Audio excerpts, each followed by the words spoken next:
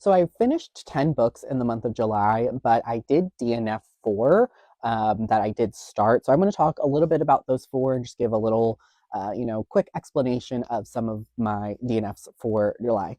So the first one was The Rancher's Vow by Milo Hart, and this one was just a little too melodramatic for my liking, and just I wasn't a big fan of like the writing style and the dialogue between the two characters.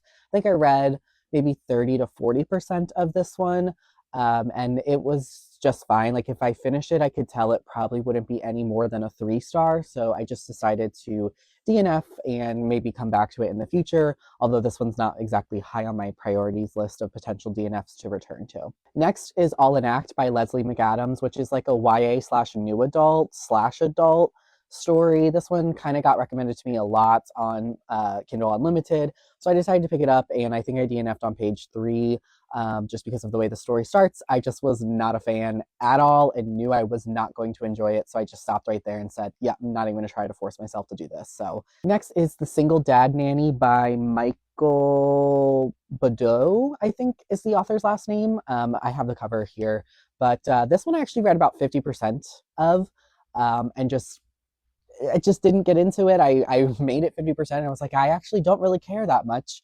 And I actually don't really like our characters that much. So I just decided to stop. I think of all of the ones that I did DNF, this one would probably be the one that I would return to the most. It has the most potential, but still probably nothing more than a 3 star potentially. And then finally, the fourth book that I DNF'd was Beautiful Hearts by Jax Calder. I read a ton of Jax Calder books in July and really enjoyed a lot of them. This one just I wasn't a big fan of. Again, it was a little bit more of the melodramatic kind of romance story that I'm just not into. I got like 45 to 50% of the way through, a good chunk of the way through this one.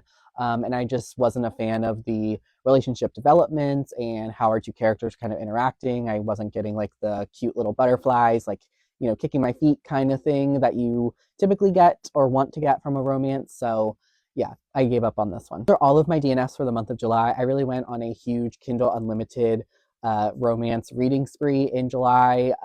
Just kind of really got into it at the end of the month of June and then just continued that in July. So yeah, it was fun, but some of these ones just didn't work for me. So if you have any, recommendations for me for good Kindle Unlimited romances, definitely let me know.